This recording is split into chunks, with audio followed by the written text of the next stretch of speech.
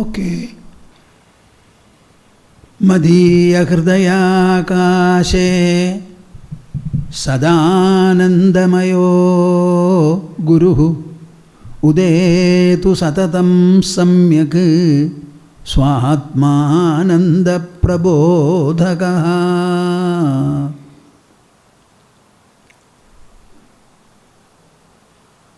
Advaita bodhabja sahasrarashmihi shanterlatayah kila kalpavrukshaha samsara santapa vinasha chandraha krishna sadahladakaro mamastu.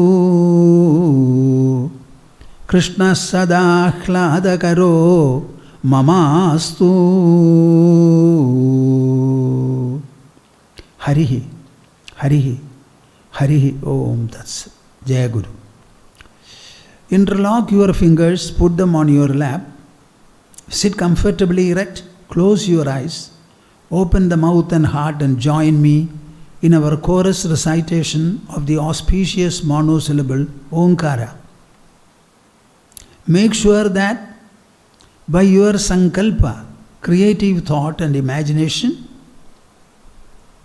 this recitation, joined as it is, pervades the whole globe, showering its unique benedictions on all the creatures and beings of the earth. Harihi, Harihi, Harihi Om Tats. Jai Guru. Now we go.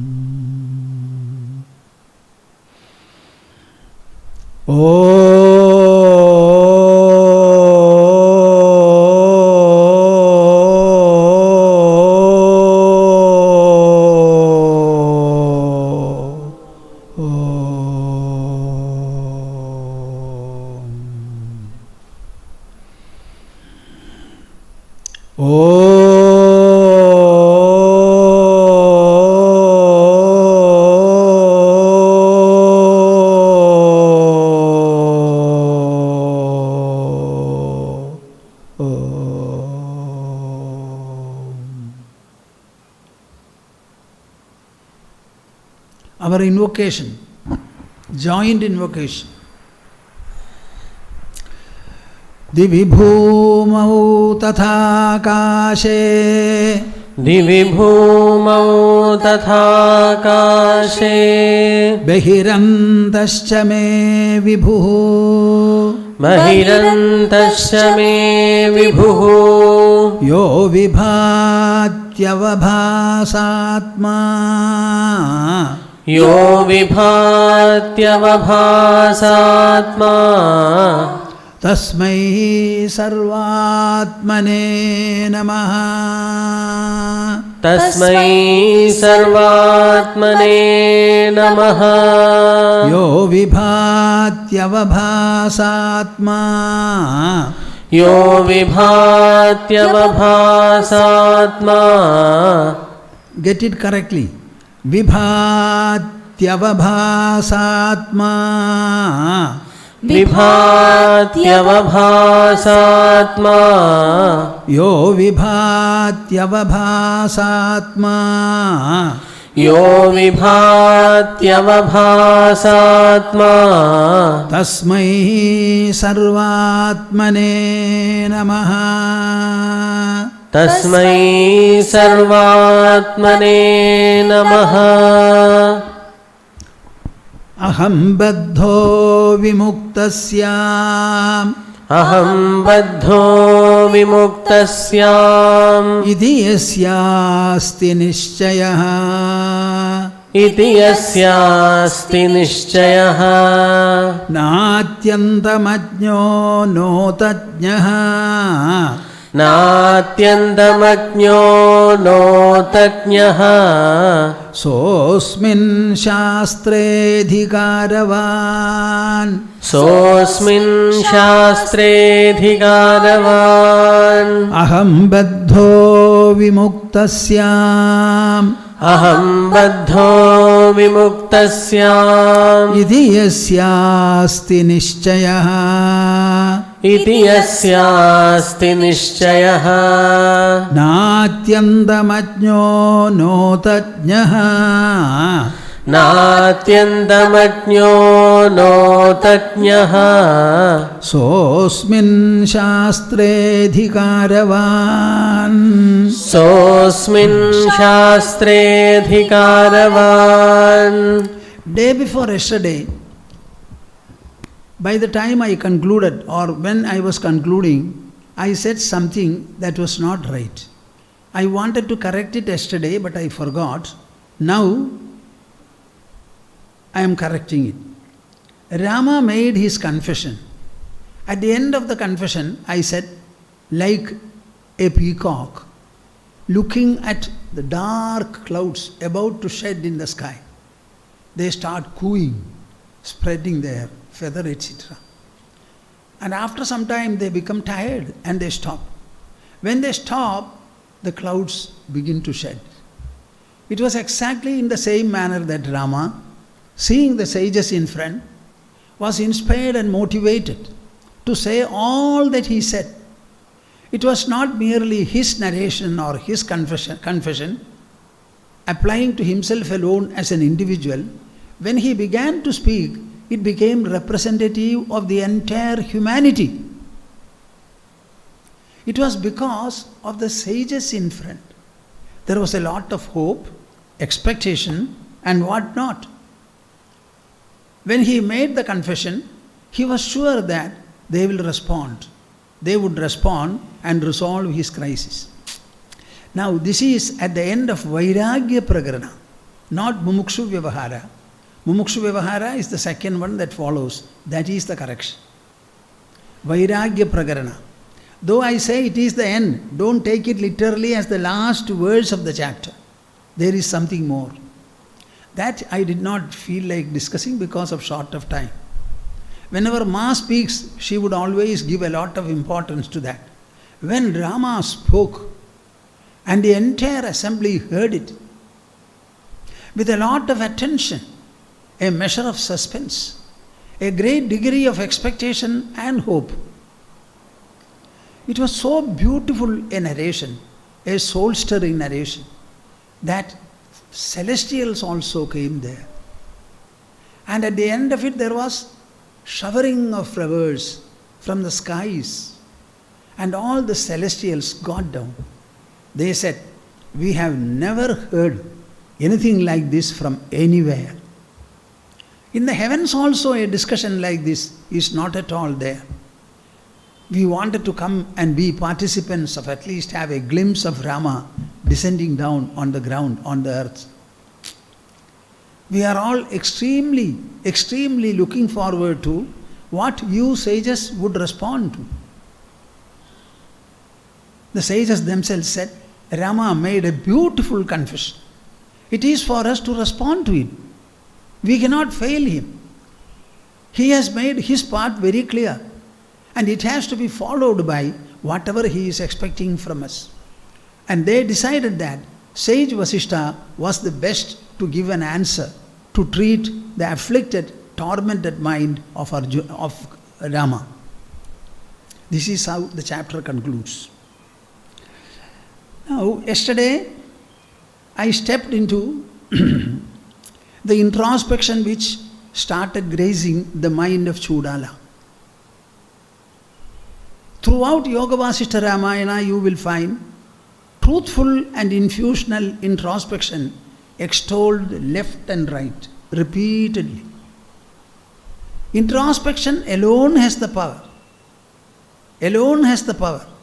to occupy the inner personality of man completely, and by virtue of its sublime and invisible,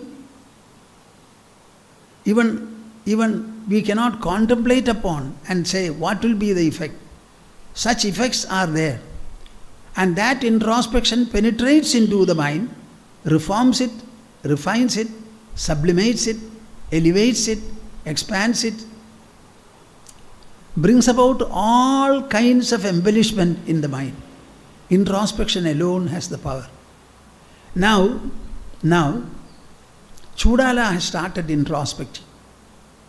After both of them heard from the right people an exposition of the supreme truth, what human life should be really geared for, wherein lies the fulfillment, the crowning fulfillment of human life. Mind you, we have a mind to think, an intelligence to understand, an ego to assert. We also have the power of speech, by virtue of which we can share our thoughts and feelings with others, and we can also share their feelings from them into ourselves. These qualities are what distinguish the human life from the rest of the lives upon the earth. That has to be justified. They have to be properly used. And that usefulness and fulfillment would come only when we employ our intelligence and try to evaluate whatever we see, whatever we hear, whatever we otherwise perceive. So the introspection started. Kasyayamagato moha katham abhyudita kvava dehastavad jado moodho nagamityeva nishchaya. She felt very strongly a question like this. Kasyayam agato moha. Where from has this delusion come to man? Why is it that we are clinging only to the external things? We are never interested in going into what is within the body, by virtue of which the senses are activated and employed and perceptions follow. Where are these perceptions taking place? Not in the level of the senses. Senses are after all jada, inert. The body is also matter, inert. They cannot function with any kind of a cognitive power, a sensing power. They don't have.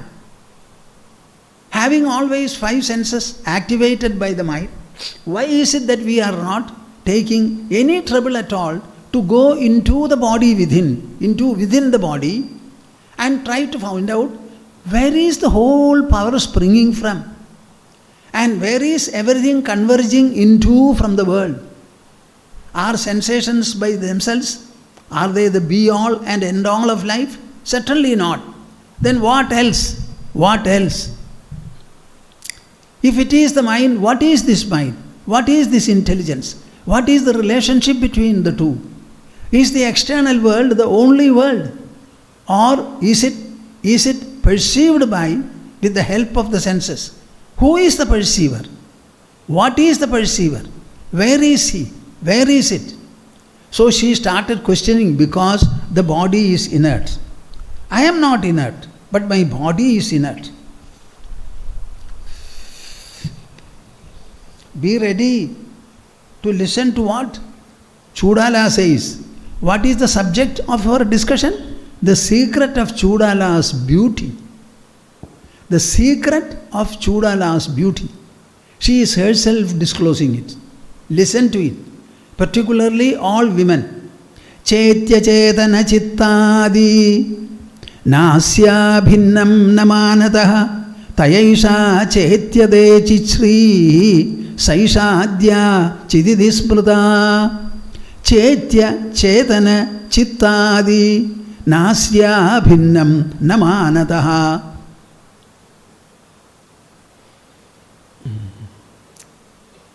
Follow me very carefully. Inside your body, how many items are there? In the form of existence or presence. In the body we have heat. In the body we have air. In the body we have electricity, sound, etc. All these are different, we know. But we are not speaking about the material sheath called the body. But we are thinking about what is present within the body, which animates and activates the senses and the body alike. In that place, how many kinds of existence are there? Material existence can be different, plural and manifold. But inside the Panchabhautik body, I don't know whether you understand what I am saying. Our body is full of Panchabhutas. In the world you have only Panchabhutas. And science tells us even 5 are not there. Only matter and energy are there. And they are interconvertible also. Now there is only one item, if at all possible, besides matter and energy, and that is what is present within the body. And it is permeating what?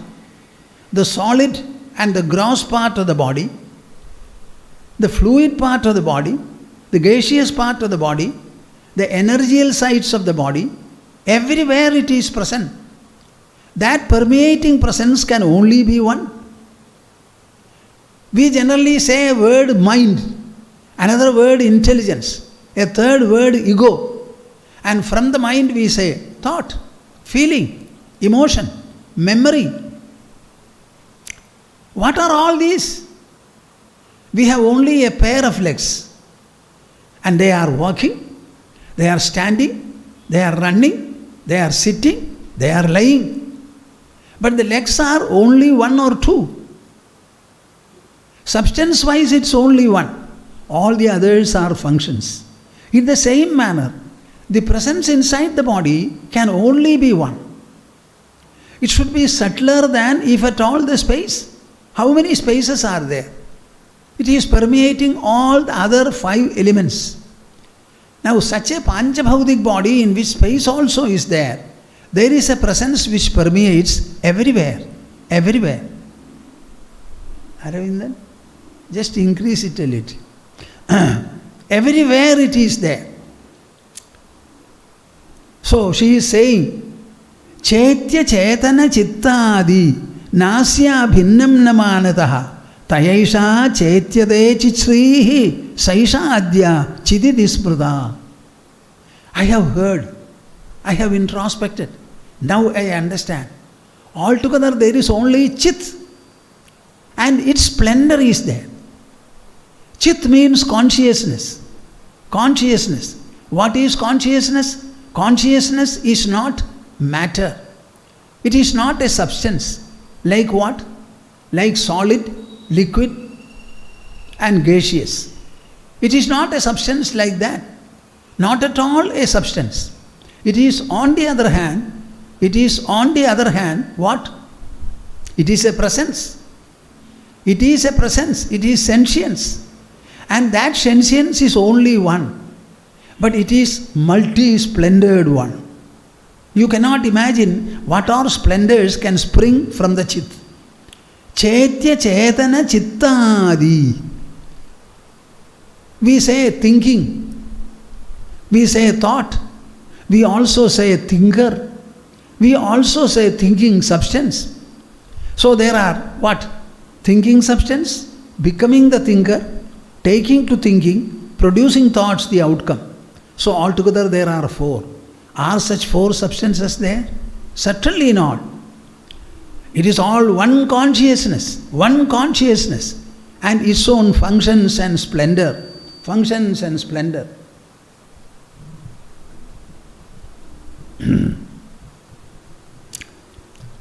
See her introspection.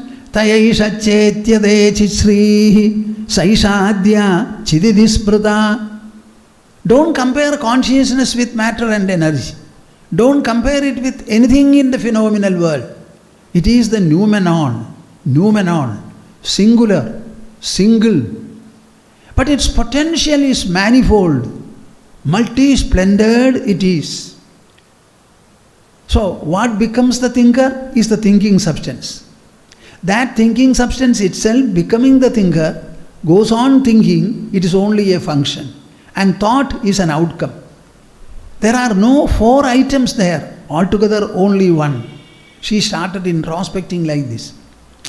Yogavasishtha elsewhere says, I wanted you to listen to this. Rajan sharira kalanani vruthothidani chedohi karanamamishu sharirageshu Variva sarva vanakhandalataraseshu mukhyam shariramiha vidhi mano mahatman. Oh high-souled king, understand? Sharira kalanani vruthothitani. All considerations ever about your body are totally misplaced. They have got no meaning. You have a body. That you have a body is something that the mind feels and recognizes, cognizes. But for the mind, the body will not be there at all. So, do you have a body? Do we have a body? Or do you have a cognition or recognition that you have a body? If that recognition is there, does it belong to the body, spring from the body, or from the mind? So the mind is there. It says that you have a body. So it is a cognition, apprehension of the body of the mind, not the body. So what is really there? Mind alone is there. So he says, Rajan Sharira Kalanani Vruthothitani Chedo hi karanam amishu sharira keshu. In all these bodies you will find the real cause and the real source is the mind. Where is your body gone during the 8 hours of your sleep?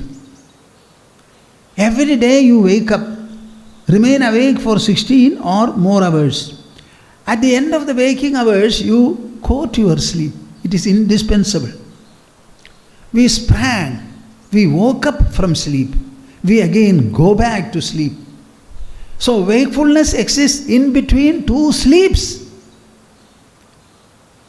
But for the preceding and the succeeding sleep, wakefulness can never endure at all. So who is the mother of wakefulness? Father of wakefulness? It is the mind. It is sleep. In sleep, what is the condition? You don't have a body. You don't have the mind, nor the intelligence, nor the ego, nor the world. Even then, you sleep. I sleep. I slept comfortably, everybody says. That I, is it a body? No. Is it anything of the world? No. Is it even the mind, intelligence and ego? No. Is it not doubtless? Do you have any doubt about it? I slept. Sleep. It is an intransitive word. It does not have an object at all. I slept. And I did not want the help of my body, mind, intelligence or ego. I did not want the help of the world also, but I slept. That sleeping is the nature of the I. Mind is an expression of it. Intelligence is another expression. Ego is another expression. I call them functional nodes. Functional nodes of consciousness. Cheto hi karanam amishu sharirageshu. In all these bodies, mind is the sole cause. Variva sarva vanakhandalataraseshu. Go to the forest, a number of trees are there, creepers are there, plants are there, so many things are there. How do they look? In looks they are different. In the juice that is produced by each fruits, everything is different. Though all are different, the causal factor is the same simple water. Mukhyam shariramiha vidhi mano mahatman. As water is the sole cause of all the different types of juices, tastes which the trees and plants produce, in the same manner, the real body for everyone is mind, my dear Mahatma. Are you with me? Why don't you sing these verses? Rajan sharira kalanani vruthothitani cheto hi karanam amishu sharirageshu Variva sarvavana khanda lataraseshu mukhyam shariramiha viddhimano mahatman. Will any one of you chant this verse 100 times?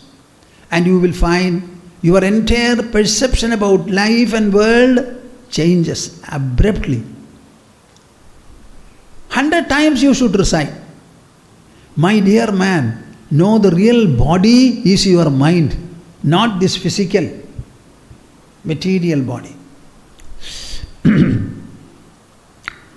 Whenever we say something, we always argue it up, rationalize it, present it in the form of a beautiful derivation. So he says, Dehe kshate vibidha deha ganam karodi swapnavana viva navam navamashu chetaha chitte kshate tu nakarodi na kinchi deva dehastadas samanupalaya chittaratnam. I am always wondering, which father or mother will sing truths like this to the children? In Srimad Bhagavatam, Devahuti, the mother, is being told specifically by her son, who was born to her as a choice son. She beseeched her husband to give her a son who will instruct her on the truth of Jivan Mukti. That boy was talking to. Otherwise, which is the mother, which is the father, who will sing us? We have so many songs to cradle the children. But is there anything like this? Yes, I have heard something in Tamil. You will not understand Tamil, so I am not singing it. Dehe kshade vibidha deha ganam karodi swapnavana vivanavam navamashu chetaha. Dehe kshade vividha deha ganam karodi. At the end of the wakeful day, you go to sleep. Almost like a dead body you sleep. People may beat the drum very severely, you may not know. Dynamites will be blasted. No, you will not know. So when the dehe kshade, when the body becomes inactive, absolutely dead, vividha deha ganam karodi, the mind produces a number of bodies, where swapnavana vivanavam navamashu chetaha, the mind slipping from sleep. When the body is lying intact there, the mind produces other bodies, a number of dream bodies. You have a dream body yourself and you meet a number of other people. You go to the railway station, you go to the airport, you get into the plane, you get into the train. How many people are you meeting?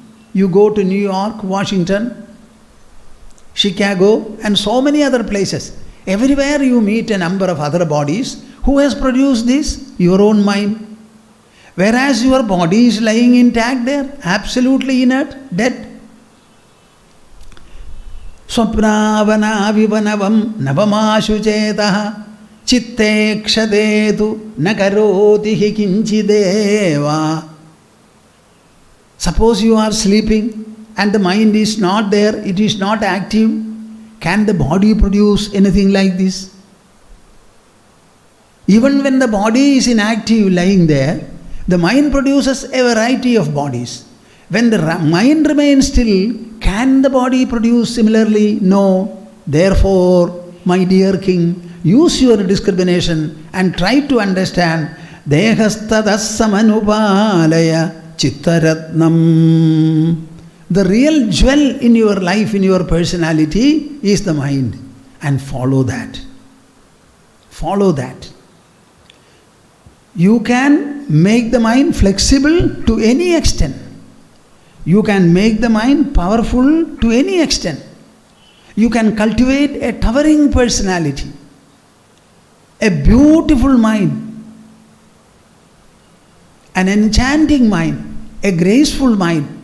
As I said the other day, even cruel and gentle animals will seek you as they seek their mother. That kind of a mind you can have, with all the innocence that you can think of, kindness that you can imagine, fondness that you can ever dream of. And it can also have enormous strength. Enormous strength. Any extent of assimilation it can develop. That kind of a mind you can. It is the jewel of your life. Drashtra drishyamayi satta chinmatraikyamayi tatha idam aikyam idam dvitvam aham na ahamiti iti cha.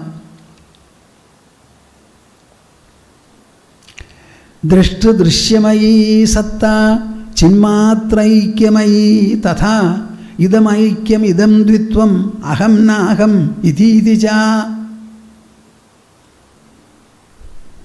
When you are asleep, you are the I. Absolutely different from all else that you can imagine. The moment you wake up, you start calling something the visible. Visible. And you start taking your position as the seer of it, the witness of it. You become the drashta and you make the world the drishya. It is the one sentience and consciousness within you animating the body which splits itself into two, as it were, making the drishya and the drashta. Chinmatraikyamayi tatha. But it is always the chit, the sentience alone, nothing else. Idam aikyam, idam dvitvam. This is oneness. This is manyness, two-ness. Nahamidhi, aham. I am not. All these plural considerations are springing from the same consciousness, from the same sentience. See how this woman started introspecting in this manner. Both of them heard the same teachers, the same exposition, and Sikhidhwaja doesn't come in here at all. Choodala started introspecting over it. Now, Bhoomananda Swami's question before you is, are you going to be a Choodalite or are you going to be the Sikhidhwajite?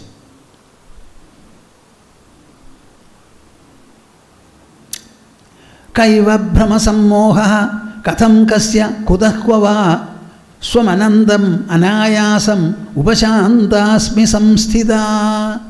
I have understood the secret. I have understood the secret. All these are machinations, deliberations, creations, illusions caused by the single mind. The same mind produces millions of thoughts. No thought is ever present. All were produced, apparently were there for a while. Suddenly they have subsided. They emerge, subsided. They emerge, subsided. Millions and trillions of thoughts have evolved from our system. Where are they now? Something that evolves and suddenly dissolves also. Can you call it an existence? Have you interacted with any single thought for a long time? They are always in a succession, they say. To be a succession, you must have all the people standing in a row. Similarly, the thoughts, do they make a succession? Certainly not. But we still say it is a succession of thoughts. Where is the succession? You tell me. It is all a delusion. Kaiva brahma sammoha katham kasya kudakva. We call it a delusion. For whom? For whom? How many things are there within my body? Only one sentience, one consciousness, which animates and activates the body. And within the body, it remains single. And it produces all these things. It does not produce two thoughts at the same time. Only one thought comes, it subsides. Then another thought comes, it subsides. Another thought comes, it subsides. Before a thought, it is thought freeness. Following the thought, it is thought freeness. In between, it is thoughtfulness. So is the thoughtfulness really there?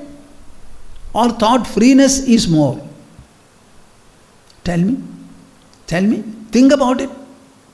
Why don't you use your intelligence to introspect into what process is taking place within your body? Swamanandam anayasam upashamdasmi samsthida. Thinking and reflecting in this manner, you know what I find? Within me, there is only a singular, indescribable sentience, consciousness, Chidatma, Chidatma, Chidakasha. Like the material sky around the objects, in the same manner I have the Chit, the consciousness sky around all the thought processes, the mind processes. If there is only one and nothing happens to it, all the thoughts arose only to disappear, emerged only to subside. What survives is the consciousness mind alone, nothing else, nothing else. Then what am I worried about? What am I deluded by? What am I calling my illusion?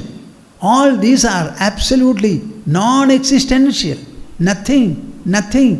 The prevailing, the reigning, the enduring, the ever-present factor is only consciousness and consciousness alone. This is what I mean by I. That is why the I survives. I am surviving in my happiness. Equally so I survive in my unhappiness. Happiness comes and goes. The I does not come and does not go. Am I the I or the going and coming happiness and unhappiness? Answer me, my dear listeners. What is it that you are speaking? Are you not a human? Don't you have your intelligence? Can you not reason into this area?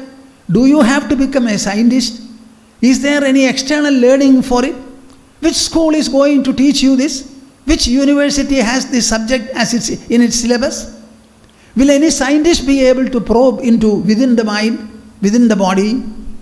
Does it need a telescope? Does it need a microscope? Does it need any kind of a special education? Or experiential education is required? Use your experiences. You have 3 states: sleep, wakefulness and dream. You don't have anything beyond these 3. And these 3 are inhering in you, dwelling in you, abiding in you. World is not the source of your wakefulness. World is not the source of your dream. World is not the source of your sleep. You yourself within, the I is wakeful. The I is asleep. The I dreamt. Not a second factor. Everything is traceable only to these 3 experiences. This world is a partial existence because my wakefulness is partial. And wakefulness cannot but be except after I sleep. Its source is sleep. Its terminus is sleep. Its prevalence is in between 2 sleeps. Therefore, it's a product of sleep, an outcome of sleep, an expression of sleep. In sleep, the I remains alone. In wakefulness, it expresses and extends. So the world is an expression and extension of the sleeping I. I am the self. I am the self. The source of everything. The substratum of everything. Everything is subsisting on it. Nothing besides it. Understanding in this manner, I am extremely restful. I am stable. I am restful. I am unassailably so. I am not going to shake. I have absolute and beautiful restfulness.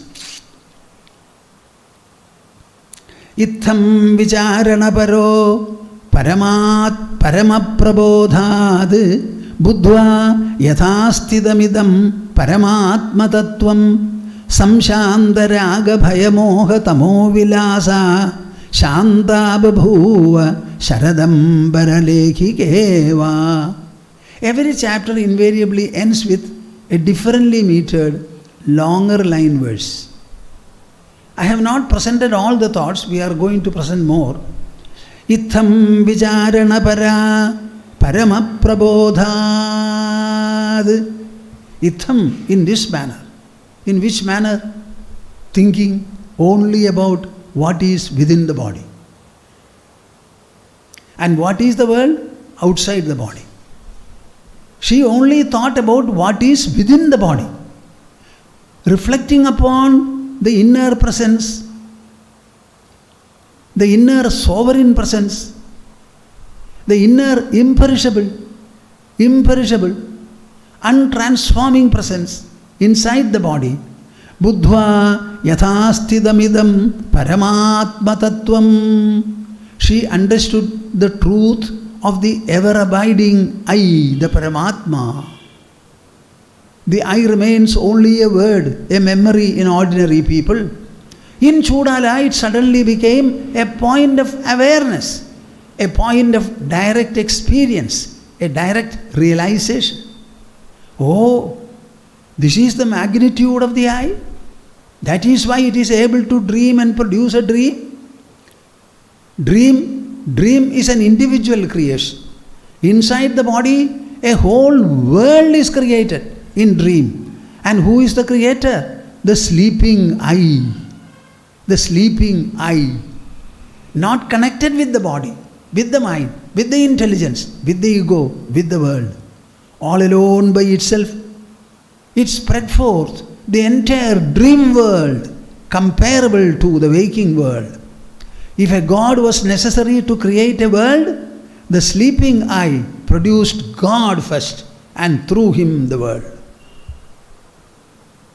Where are you standing and sitting, my dear souls? This is India.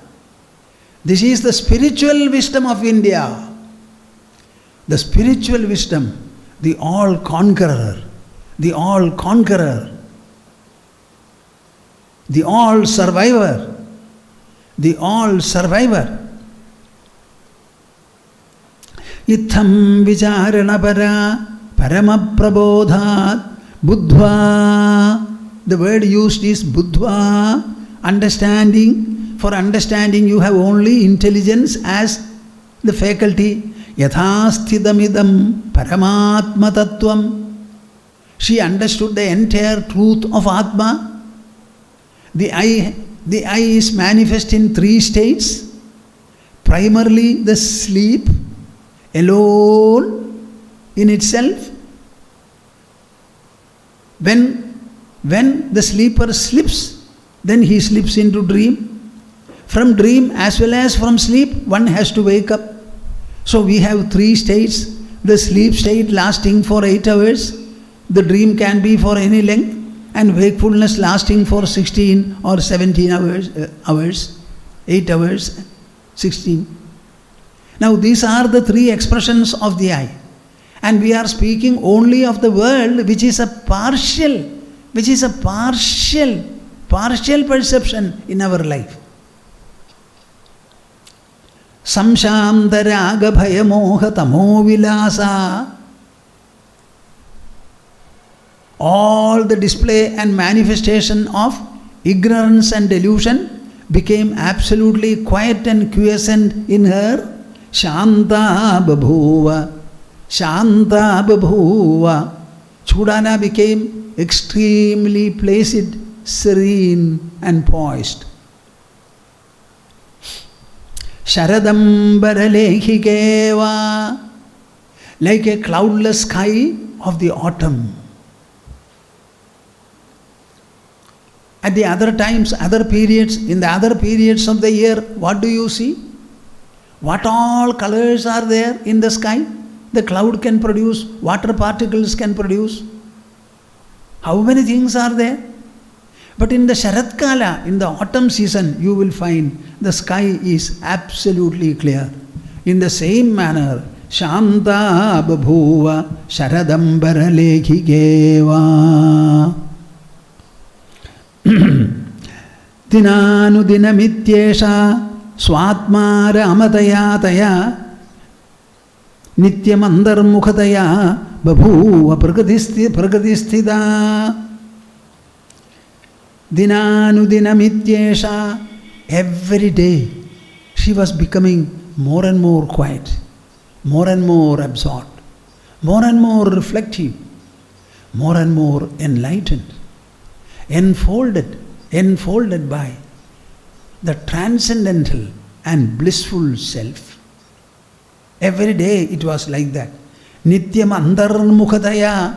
She became more and more introvert. Babhu prakritisthita.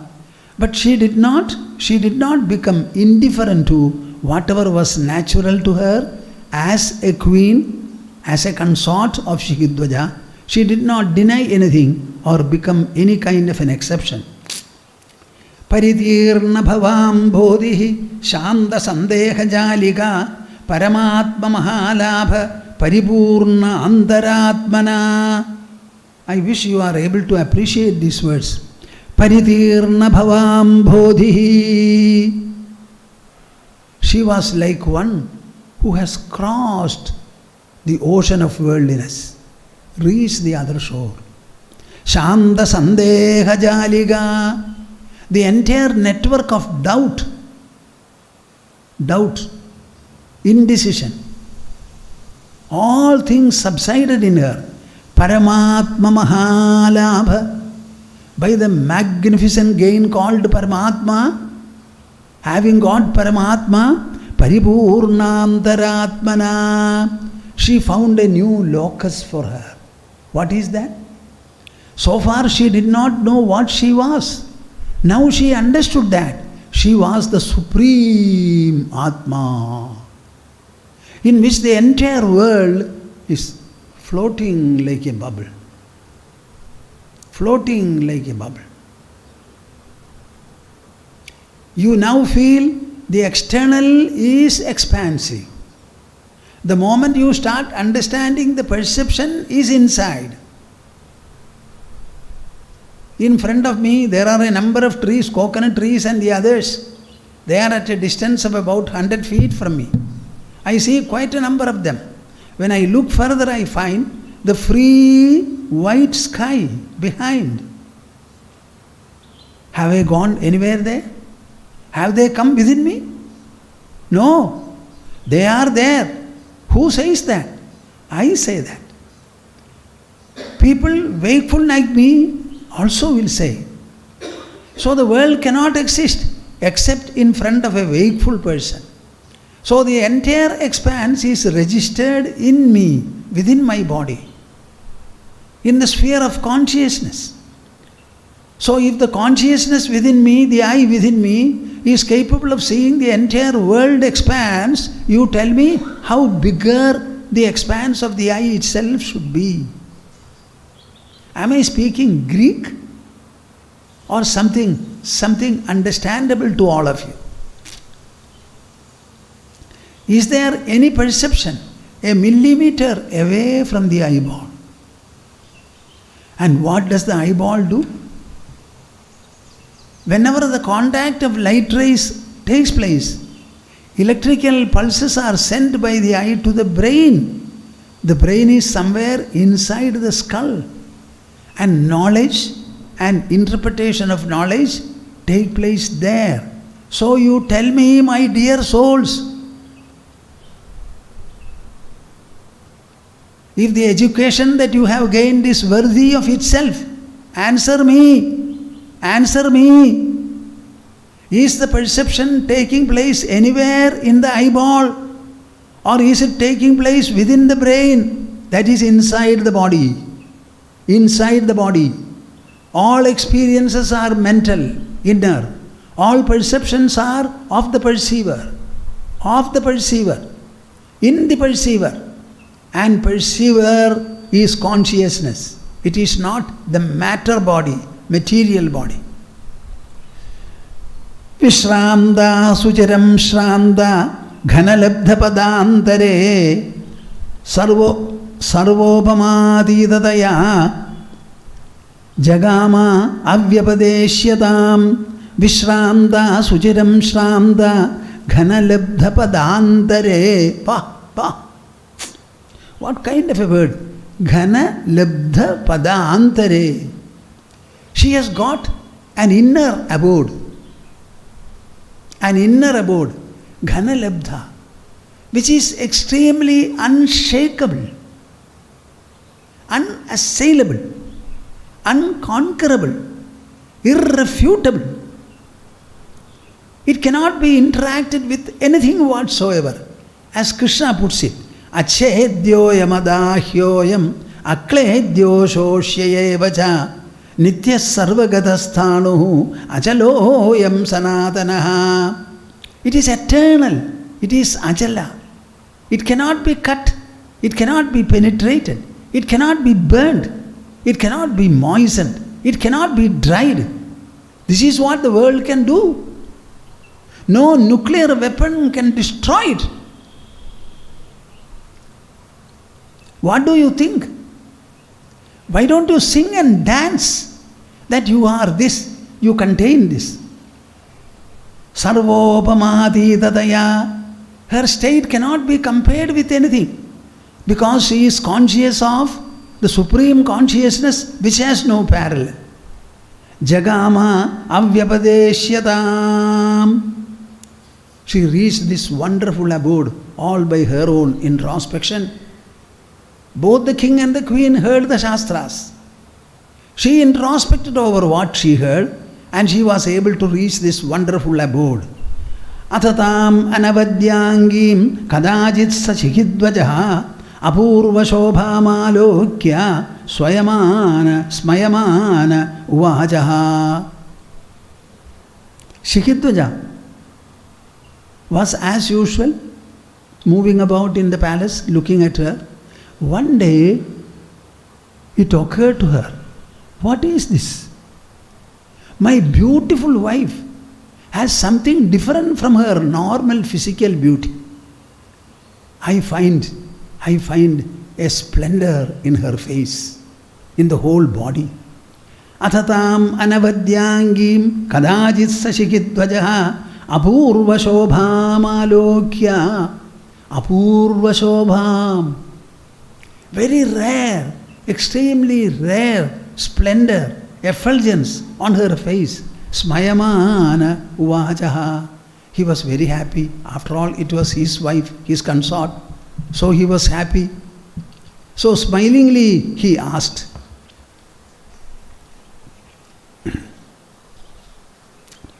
Prabhidamritasareva labdha lebhyapadevacha Ananda Gurupoornima Rajase Nidaram Priye. My dear, you are shining. You are shining with a satisfaction, with a contentment, with a fulfillment. As if you have got something that none can imagine about. Prabhidamritasareva. You have drunk nectar itself, as much as you wanted. Labdha lebhyapadevacha. Where a person is supposed to reach as the highest abode, I believe you have reached there. Ananda Gurupoornima. Full of blissfulness. Rajase nidaram priye. You are shining exceedingly, exquisitely. Kim tvaya pidam amritam praptam samrajyameva va amrityumeva samprapta prayoga yoga yuktidaha. Kim tvaya pidam amritam. Have you really drunk nectar? Praptam samrajyameva va. Other than this Malava kingdom, have you found a new kingdom? Much more splendorous, prosperous than this? Amrityumeva samprapta. Or have you reached immortality, deathlessness? Prayoga yoga yuktidaha. By what means? Is it by your own introspection? Rajya chintamane Trailokyadva tvayadhigam apraptam kim anupraptam nilotpala vilojane. We have heard of a philosopher's stone. Whenever you wish something, it produces it and gives. Have you had such a chintamani with you?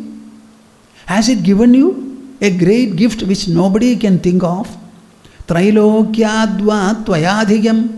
Obviously you have gained something greater than all the three worlds. Apraptam kim anupraptam nilotpala vilojane. I think you have nothing more to get. You have gained everything.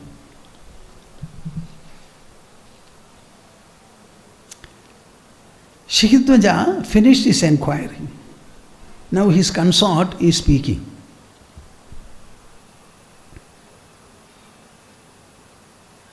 Na kinjit kinjidakaram idi tyaktva ahamagata na kinjit kinjidakaram tena asmi Srimati sthita tena asmi Srimati sthita.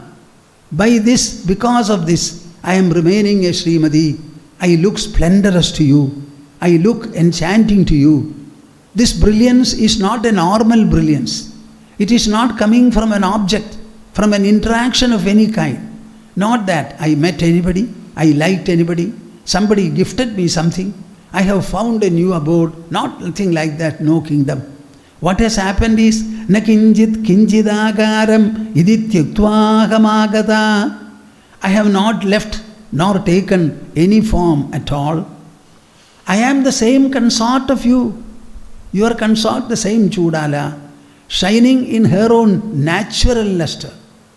Tenasmi Srimati sthita.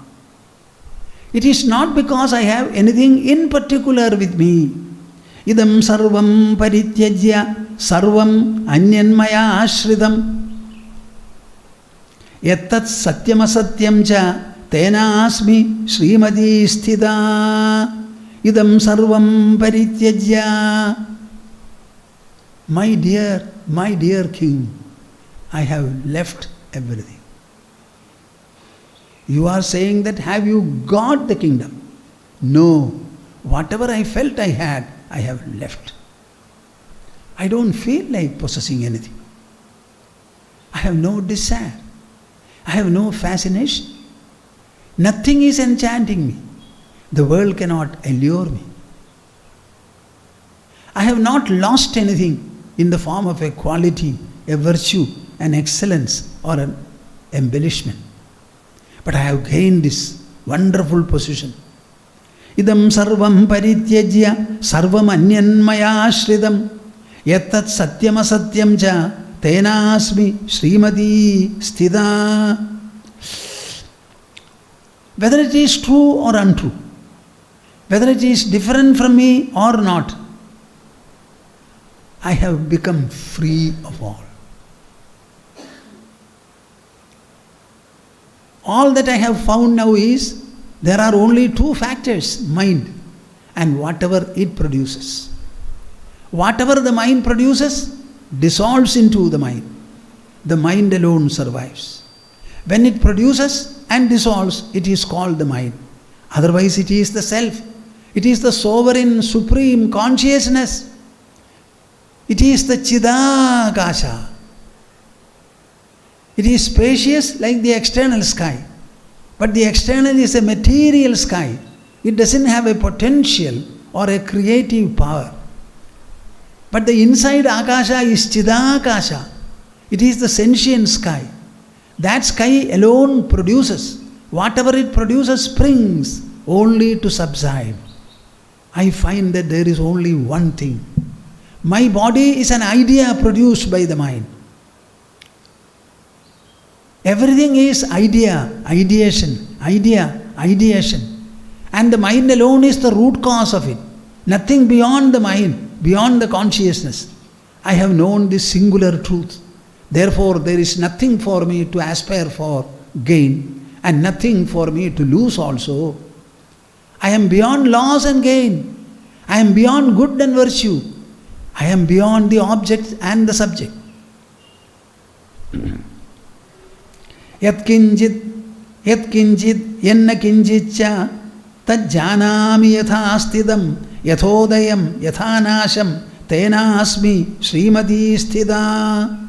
I understand how we become aware of the world. The production of the world is not a production, a material production. The emergence of the world is from the sleeping ourselves. When we wake up, the world is born. When we go to sleep, the world is dissolved. So the maker of the world is ourselves, the I in us. The dissolver of the world is the same I. So sleep and wakefulness. Wakefulness and sleep. Yathodayam yathanasham tena asmi Srimati sthita. All birth, all creation and all dissolution, everything belongs to one of the three states. Only the three states are there. And the three states are transiting one from the other. One from the other. Wakefulness transits into sleep. Sleep sometimes transits into dream. Dream again transits into wakefulness. So all these are transitory. And the only substratum is the I which does not transit. Mind and mind creations alone are. Knowing that this is so, I become full. I become abundant. I become carefree. I become desire-free. I become agitation-free. I have no anxiety. I have nothing to feel fearful about. Bhogaira bhuktai stushyami bhuktairiva suduragaihi na hrishyami na kupyami tena asmi Srimati sthita. I am contented. I am contented with what? Even the so-called enjoyments which are to be had. They give me joy even now. I don't want to enjoy anything in particular. I have become enjoyingness or enjoyment itself. Na hrishyami, na kupyami. Therefore, I don't have anything specially to exult in, nor be unhappy and agitated about. This kind of a magnificent transcendence in my own mind.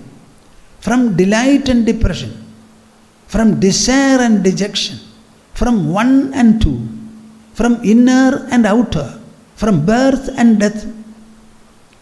This kind of a transcendence I have gained. That is why, my dear Lord, I look cheerful, I look brilliant, I look effulgent. Nothing in this world can imbue this kind of an effulgence in me. It has come to me out of my own introspection, my own introvertness. I am the master of the world. Having nothing of myself, I am still the master of the world. I am delighted by my own heart, by my own understanding, by my own inner attainment. That is why I look cheerful. Idam chaham, idam naham, satya chaham na chapyaham, sarvamasmi na kinchicha, tena aham Srimati sthita. You can say anything and everything about me. I am this as well as that. I am the reality as well as the unreality. I am the unreal body because it is with me. I am the real spirit because I am that. I am the all because everything is perceived in me, as me, by me. Without me, there is nothing felt, nothing experienced. The world may be huge, but I see it as huge. My eyes and mind make the world huge. If the eyes and the mind were not there, poor world would not have been there at all. I understand the subject is the source. The object is an illusion. Sarvamasmi na kinchicha tena aham Srimati sthita. I am everything when I am wakeful. When I become wakeful, I see the whole world. When I go to sleep, nothing is there. So I am the nothing of sleep and everything and all of the wakefulness. Both are dancing in me. I dance, my understanding dances in both. Na sukham prarthayena nanartham netaram sthitim yatha praptena hrishyami tena aham Srimati sthita. My dear Lord, you have a consort who does not seek any kind of a happiness from anywhere in the world. She is so overfull, abundant and fulfilled that she looks for nothing. Wanting nothing, she has become everything and all. See the secret of the beauty. Secret of the beauty. It does not come from gold. It does not come from dress. It does not come from prosperity. It does not come from possession. It comes from dispossessiveness. It comes from nothing. Nothing. Become a zero to become a hero. Be nothing, have nothing, and possess the entire universe. Become the singular monarch of the entire universe, leaving your possessiveness. I neither wish for pleasure, nor do I have pain. I covet no riches, nothing I want. You have a consort who is floating in the ecstasy of her own self. Pashyami yannayana rashmibhirindriyairva chittena chayahi tadangana kinchideva pashyami tadvirahitam tu na kinchidantaha pashyami samyagidi natha chirodayasmi. This is the conclusion. In Vasishtha's description, in Valmiki's documentation, this is the conclusion of this Srimati, her Aishwarya, her wonderful countenance, that splendor that was visible exhibiting, the whole body was exhibiting. Pashyami yannayana rashmibhirindriyairva chittena chehahi tadanga nakinchideva pashyami tadvirahidam tu nakinchidantaha pashyami samyagidinatha chirodayasmi.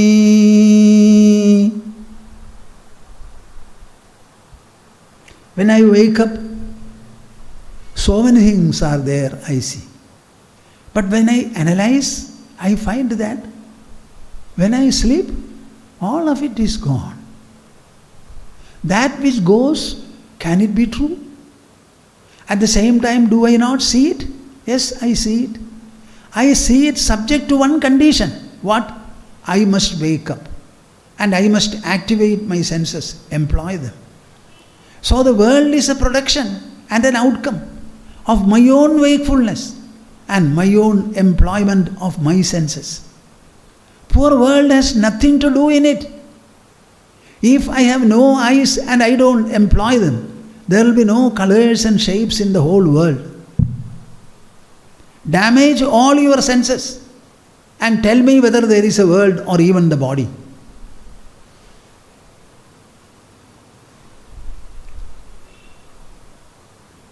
A blind man, he sees when the fresh cornea taken from a dead body is grafted to him.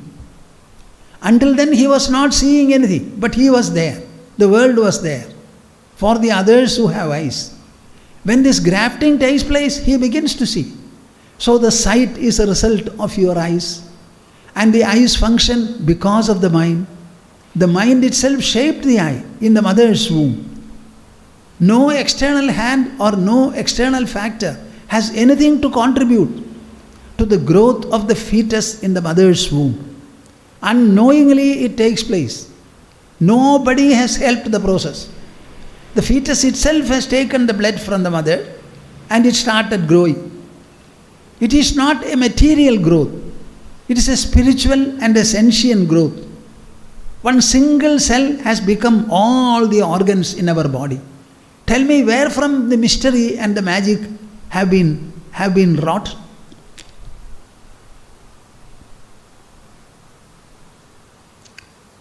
Every thought and emotion finds its subsidence in our own mind, in the very source.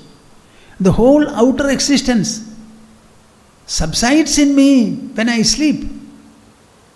There is no distinction between existence and its opposite, the non-existence. All these are concepts like thoughts bound to dissolve instantly in our own mind. Outer is a word, it's an idea expressed by the mind. Inner is another idea. Body is an idea. Mind is an idea. Intelligence is an idea. Ego is an idea. World is an idea. God is an idea. And mind is the source of it. Everything is the mind. In the mind, does anything remain? Does any thought remain? A feeling remain? Emotion remain? Does it remain? No. So I have understood the truth and the mystery of the whole rigmarole. I have understood. Therefore, I have nothing to worry, nothing to look for, nothing to gain, nothing to lose. I am full, I am abundant. This abundance is inner. If at all it springs from the sovereign consciousness that animates the body and activates the senses. Bodily I am the same, but inwardly I am extremely different from what I was a few days back. My dear Lord, you have a Sikhidhwaja who is full and abundant now. Maybe you are able to see a spark of it in her brilliance, in the brilliance that she carries in her face and the body. All this was Greek to Sikhidhwaja. If at all he knows only of a spiritual greatness which follows hard austerity and asceticism. What is this girl blabbering? You are a girl, immature, and you are blabbering. What do you think of? You have nothing to gain. What is this? He could not believe. He could not accept. Just see the conflict between the two. We shall think of it tomorrow. See, this book about which we have been speaking, this has, as I told you, 280 pages. The whole story is presented there. It is worth reading, thinking over. Make it a companion in your life. Let the thoughts and reflections presented in the book run parallelly in your life. Now Vasishtha says, Evamatmani Vishrantam Vadantim Tam Varananam Abudhva Tadgiramartham Vihasyo Vaja Bhupatihi. The great king Sikhidhwaja, unable to appreciate the meaning of the words uttered by, so affectionately spoken, submitted by his consort Choodala, he started speaking, rejecting and disowning and deriding whatever his wife said. Like normal husbands.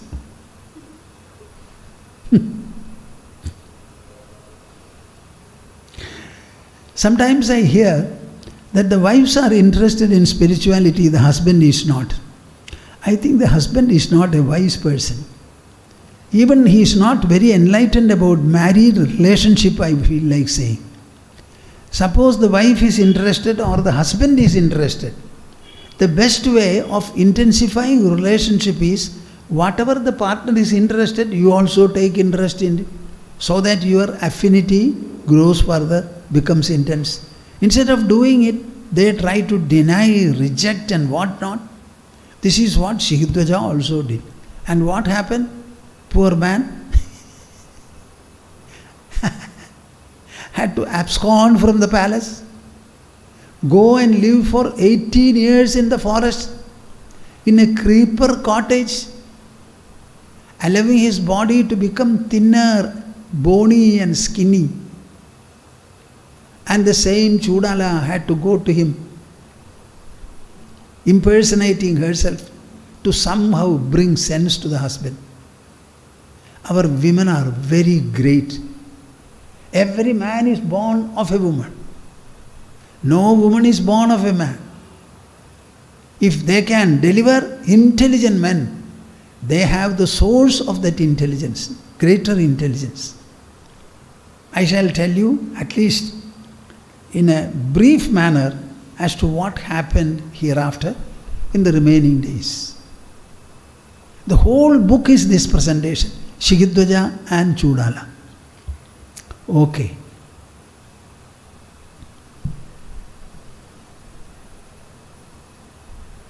Samvedya varjitamanottamameekamadyam Sambhitpadam vikalanam kalayan mahatman Hridyevadishtha kalanarahita kriyam tu Kurvan agartrapadametya Shamodidashri Kurvan agartrapadametya Shamodidashri.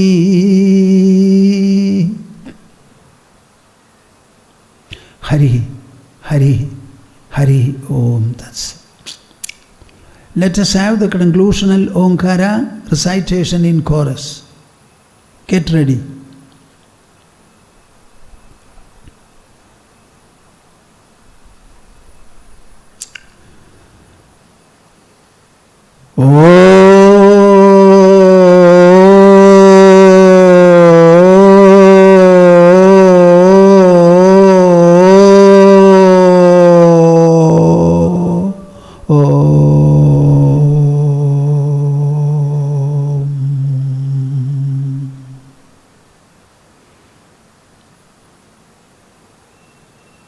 Hari Om Tats.